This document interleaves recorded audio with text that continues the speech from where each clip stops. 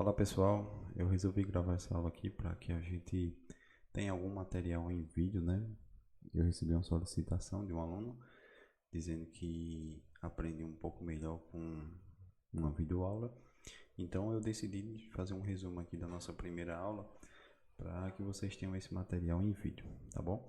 A primeira aula lá, como vocês viram, ela vai tratar sobre variáveis, algoritmo e condicionais, certo?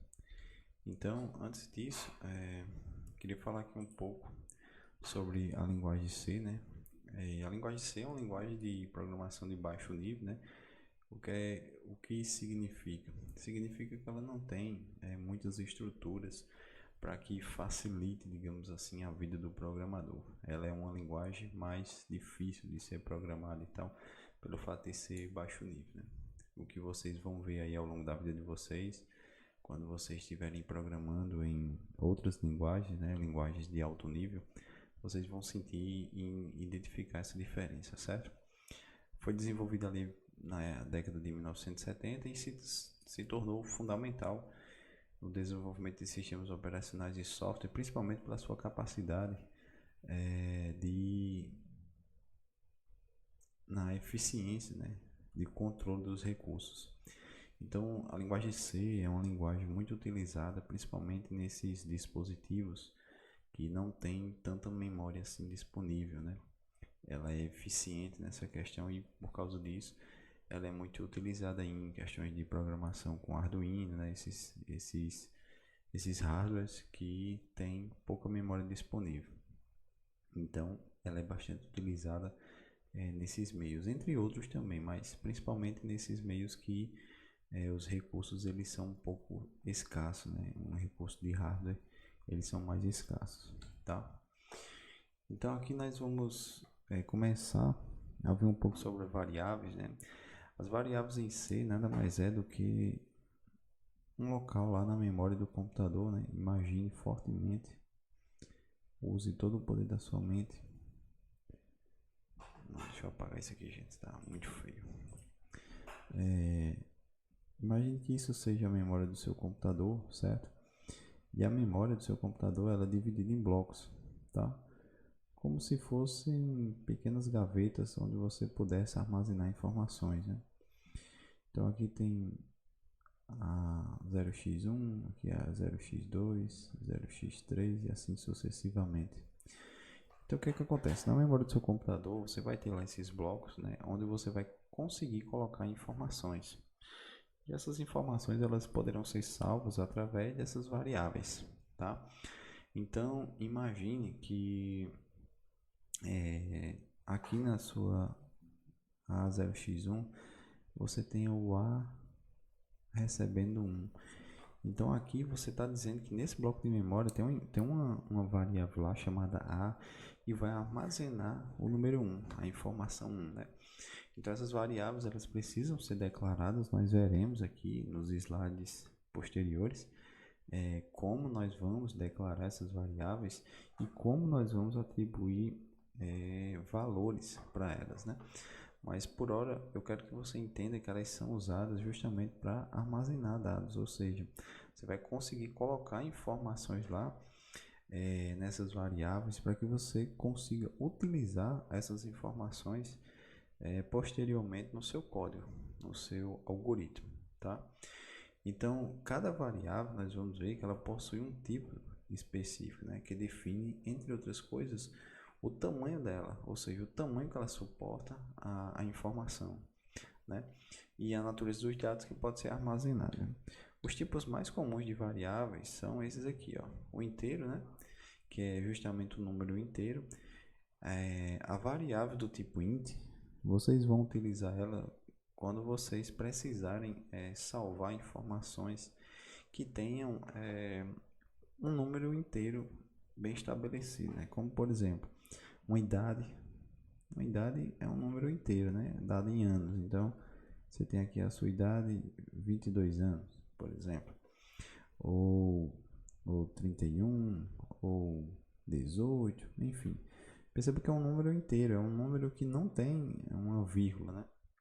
Diferente aqui do ponto flutuante. O ponto flutuante vai ser justamente aquele número que vai receber uma vírgula, né? Vai ter casas decimais. Isso aqui vai ser o nosso float, né? Então, sempre que vocês precisarem armazenar alguma informação que tenha vírgula, né? Que tenha um número quebrado, que tenham casas decimais, vocês vão usar justamente o float, né?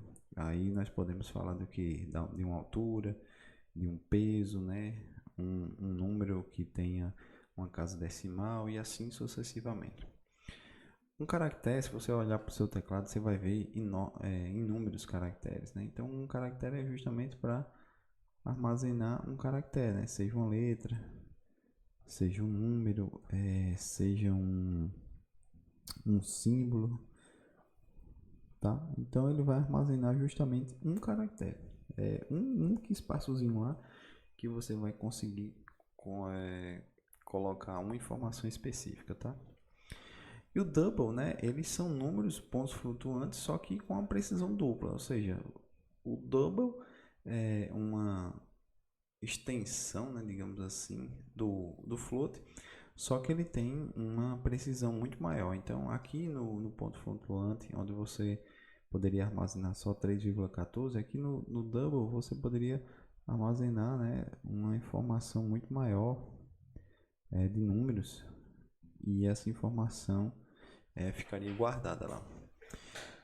Professor, o que é que acontece se eu armazenar, se eu declarar uma variável do tipo float, por exemplo, e quiser armazenar um número com uma precisão maior? O que é que vai acontecer? Vai acontecer uma perca de informação. Ele vai armazenar lá só até onde ele conseguir armazenar, certo? Então, todo esse resto dessa informação aqui você vai perder, tá bom? Então, é importante que vocês entendam isso aqui no slide lá, que tá o slide original, digamos assim, né? Tá lá bem descrito com a quantidade de casas que tem, enfim, eu recomendo que vocês leiam lá e tirem as suas conclusões, mas basicamente é isso. O double, ele vai armazenar uma quantidade de informações maior do que um ponto flutuante, certo? E se você tivesse esse número aqui, por exemplo, que eu risquei aqui 3,14, 876, etc. Então, e quisesse guardar isso aqui numa variável do tipo int, o que ia acontecer, professor? Ia acontecer que ele ia guardar apenas a parte inteira, que seria 3.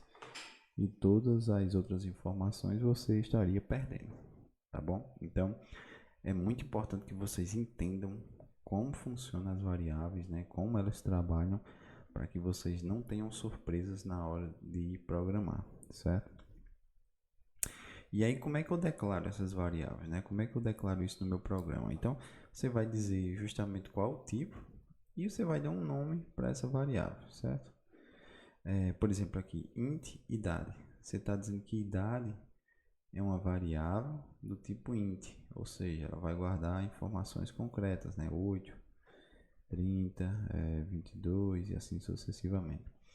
Float, né? Você está dizendo aqui uma altura, né? Então, 1,83 m, 1,75 m, sei lá.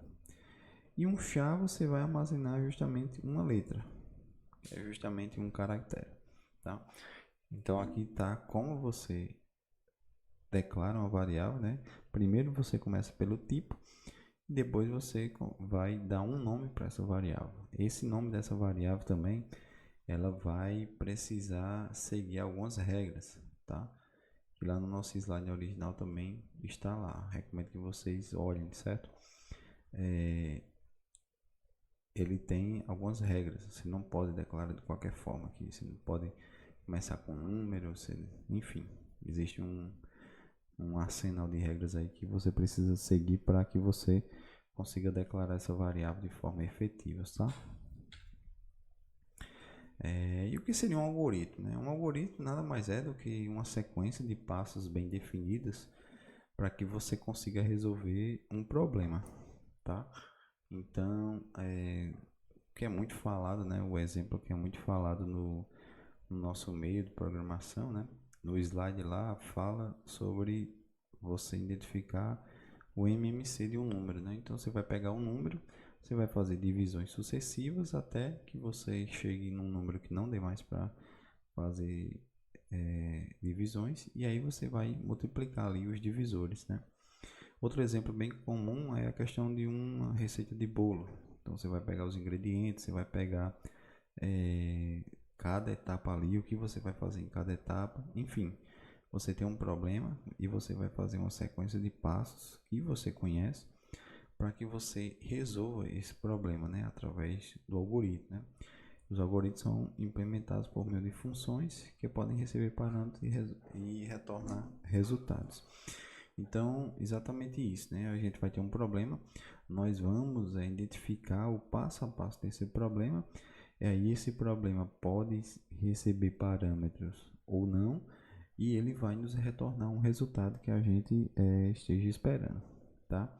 Esse é o algoritmo, é uma sequência de passos que você vai fazer para resolver um determinado tipo de problema, tá bom? E aqui nós chegamos nas condicionais, né? Nós chegamos nas condições do nosso algoritmo, né? As estruturas condicionais, elas permitem que o programa tome decisões baseadas em condições, né? Então, o fluxo de um programa normal, ele vai começar aqui no início e ele vai até o fim, nessa ordem, tá? Como se fosse uma linha reta. Quando nós temos condições, nós podemos tomar caminhos diferentes a depender dessa condição, tá? E aí nós vamos ver o que seriam esses caminhos diferentes. Antes disso, vamos ver quais são os tipos de condições, né? Nós temos aqui o if, né? Então o if ele vai executar um bloco de código se uma condição for verdadeira, tá? Então perceba no que eu falei aqui no exemplo. Eu venho aqui descendo no meu programa e aqui eu tenho uma condição que eu vou ter justamente um if. Se ela for verdadeira, né, se ela for true, eu vou por esse caminho aqui. Porém, se ela for false, eu vou por esse caminho aqui. A ideia da condição é essa, tá bom? Eu tenho um else. O else ele executa um bloco alternativo se a condição do if for false.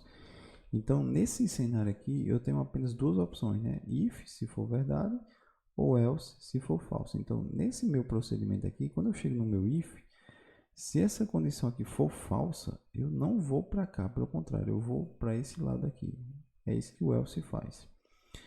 E o else if, ele permite testar múltiplas condições. Então, eu vou usar um else if quando eu tiver mais de duas opções, tá? Então, por exemplo, no caso de um aluno aprovado, ele pode estar aprovado, ele pode estar em recuperação, ele pode estar recuperação, que seria a quarta prova, né? Ele poderia estar reprovado. Então perceba que eu tenho mais de duas opções. Eu tenho que usar aqui necessariamente um else if, porque eu vou ter um if se nota for maior do que 7, por exemplo, aprovado. Else if, que seria outra condição, se nota for menor do que 3, reprovado. E aí o else, em qualquer outro cenário, né, eu estaria em quarta prova, tá? Eu vou fazer um exemplo aqui para que fique mais claro para vocês, mas a ideia é essa. O if ele vai executar um código de bloco se a condição desse if ela for verdadeira, né? O else if ele permite testar várias condições, tá? E o else é aquela última opção que eu tenho. Se não for nenhuma dessas, vai cair no else com certeza, tá? Então, por exemplo, aqui eu tenho um trecho de um código onde eu tenho, onde eu estou verificando, na verdade, se a idade do cara, dessa pessoa, é maior ou igual a 18, né? Então eu tenho aqui uma verificação, certo? Eu tenho um if, né? Então se idade aqui, como a gente viu, é uma variável do tipo inteira e vai guardar uma informação. E eu tô vendo se esse número aqui x, que eu não sei qual é, ele é maior ou igual a 18. Se essa condição aqui ela for verdadeira, né? Se ela for verdadeira, true, então eu vou executar essa linha de código aqui. Vou dar um printf e vou mostrar a imagem. Você é maior de idade. Então aqui eu só tenho duas opções. Ou o cara é maior do que 18 anos, ou a idade dele é maior ou igual a 18 anos, ou ele não tem uma idade inferior a 18. Então nesse caso aqui você é menor de idade. Perceba que aqui eu tenho duas opções. Ou o cara é maior do que 18 anos ou não.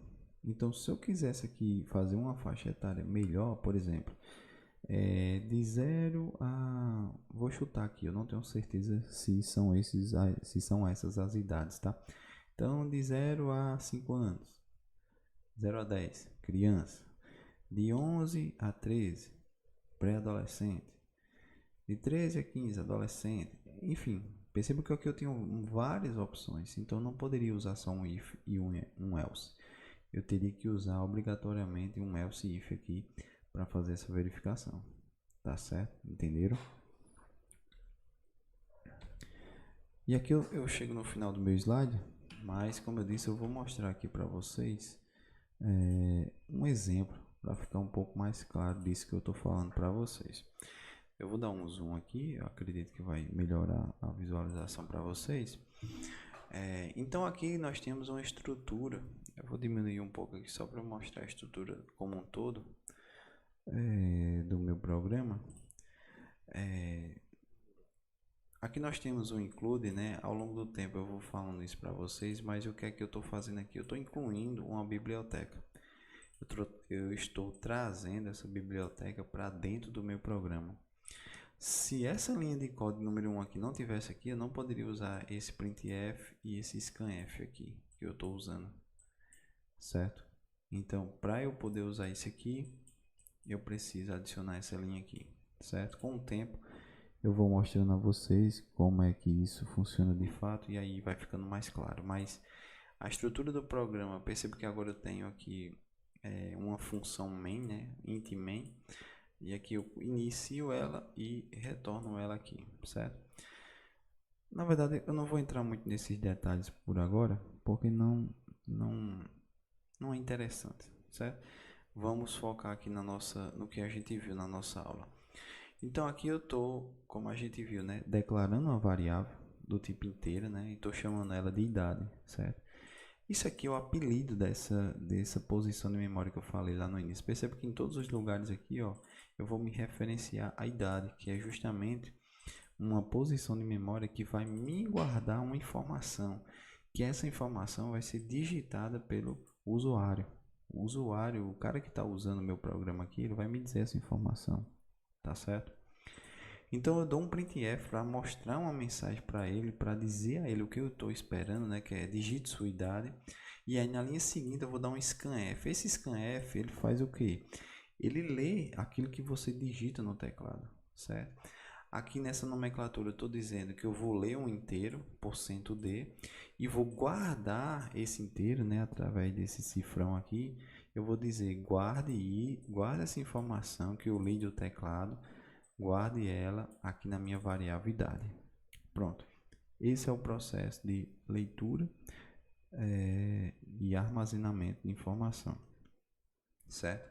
O usuário vai digitar aqui a idade dele e eu vou guardar ela nessa minha variável aqui, certo? E agora eu vou fazer justamente a minha condição. Vou ver se esse número que o cara digitou, que eu não sei qual é, mas eu sei onde ela está guardada, né? Eu sei onde eu guardei essa informação, guardei aqui na minha variável idade. Eu vou verificar o que esse cara digitou é maior ou igual a 18, porque se for eu vou executar essa linha de código aqui. Você é maior de idade. E perceba que interessante, se eu entrar aqui nessa linha, se eu executar aqui esse bloco de código, eu não executarei esse. Então eu vou verificar se é verdadeiro. Se for verdadeiro, eu vou entrar aqui, vou sair e vou direto para o meu final do meu programa, tá? Isso aqui é bem interessante. Então eu vou rodar aqui para que vocês vejam, né? Então, digite sua idade. Eu tenho 31 anos, então ó, você é maior de idade. Então o que aconteceu aqui?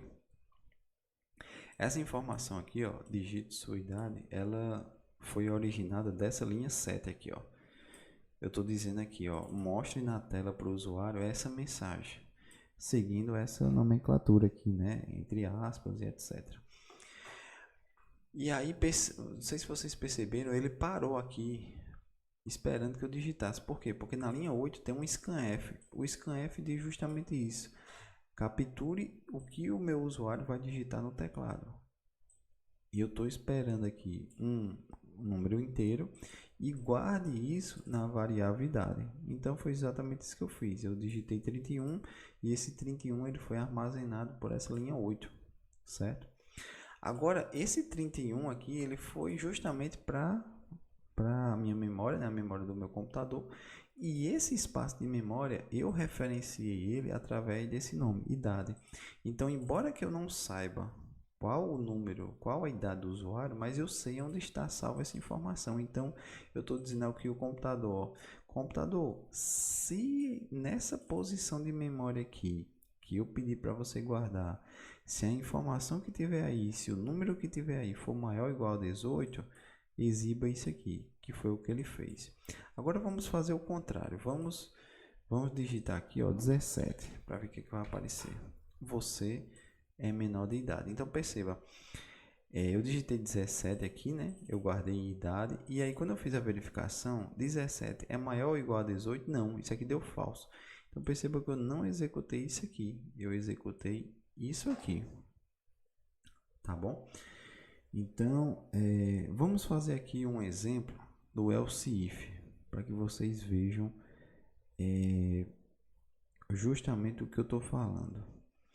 Vamos dizer aqui, por exemplo, eu vou colocar aqui else if, você é menor de idade, certo? Você é menor de idade. E a minha última opção é verificar se o cara digitou uma, uma, uma idade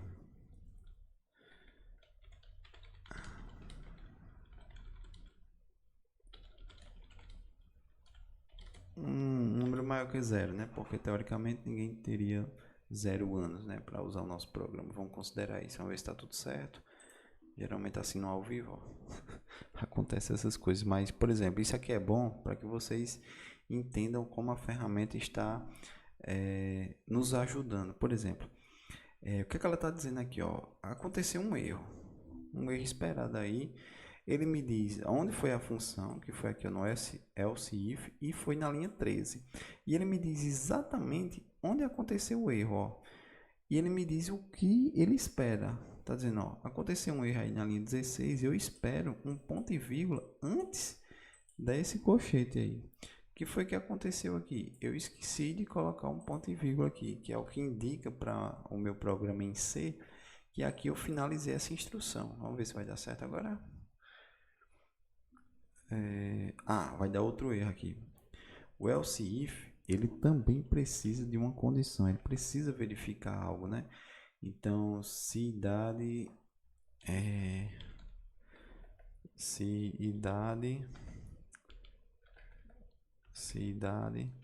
for menor do que 18, então exiba você é menor de idade. O else é que ele não precisa de verificação. O else é a última opção que eu tenho. Então, nesse cenário aqui, ou o cara vai ter maior ou igual a 18 anos, ou ele vai ter menor do que 18 anos, ou o cara vai digitar alguma coisa errada. Vamos ver se deu certo isso aqui. Deu. Então, vamos lá. Se eu digitar 18, ele vai aparecer. Você é maior de 18 anos. Você é maior de idade, desculpa. Beleza. Se eu rodar de novo, se eu digitar 16, 15, por exemplo, você é menor de idade, certo? E se eu digitar... Na verdade, aqui eu cometi um erro, certo? Vou deixar esse erro aqui para que vocês verifiquem aí, certo? Então, eu recomendo que vocês pausem o vídeo e vejam o meu erro de semântica, que vocês viram lá no slide também, e não de sintaxe. É um erro de semântica, é um erro de sentido. A minha lógica aqui de programação está errada, porque eu pedi para o cara digitar um número maior do que 0, né? Mas se eu digitar aqui 0, veja o que vai acontecer. Você é menor de idade. Por que isso acontece, professor? Porque aqui, ó, ele verificou 0 é menor do que 18? Então eu entro aqui, certo? Nesse caso aqui, o que é que eu tenho que fazer? Eu tenho que melhorar essa minha lógica aqui. Eu vou dizer, se idade for maior do que 0 e idade menor do que 18. Então perceba que agora eu estou fazendo um limite. Eu só vou entrar aqui se o que o cara digitar for maior do que 0 e menor do que 18. Então o problema era esse. Vamos ver se vai dar certo agora. Se eu rodar isso aqui e digitar 0, ó, digito um número maior do que 0. Por que foi que eu fiz agora?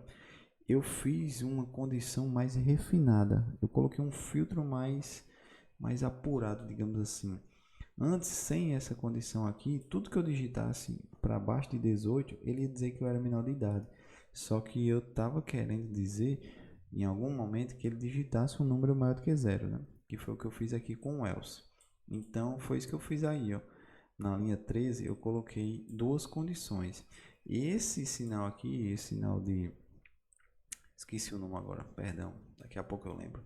Então, esses dois sinais aqui dizem o quê? Ó, eu só executo essa linha aqui, essa linha 14, se tanto esse meu lado esquerdo quanto esse meu lado direito for verdadeiro, certo? Então, aqui é verdadeiro e idade é maior do que 0. No nosso caso agora, no nosso pente mais fino, 15. 15 é maior do que 0? Sim, é verdade. E 15 é menor do que 18? Sim, então eu executo esse código de bloco, essa linha aqui, né? Então é exatamente isso que está fazendo aqui agora. Eu juntei duas condições em um if só. E aí quando essa não é atendida e quando essa não é atendida, só me resta executar essa linha de código aqui. Tá bom, pessoal? Então essa era a aula que eu queria gravar para vocês. Eu peço desculpas aí os errinhos que eu falei e tal e que eu não lembrei do nome, etc. Mas eu não vou editar esse vídeo, vai ficar salvo assim direto para vocês, mas eu acredito que vocês compreenderam aquilo que eu quis passar para vocês, tá certo? Um forte abraço.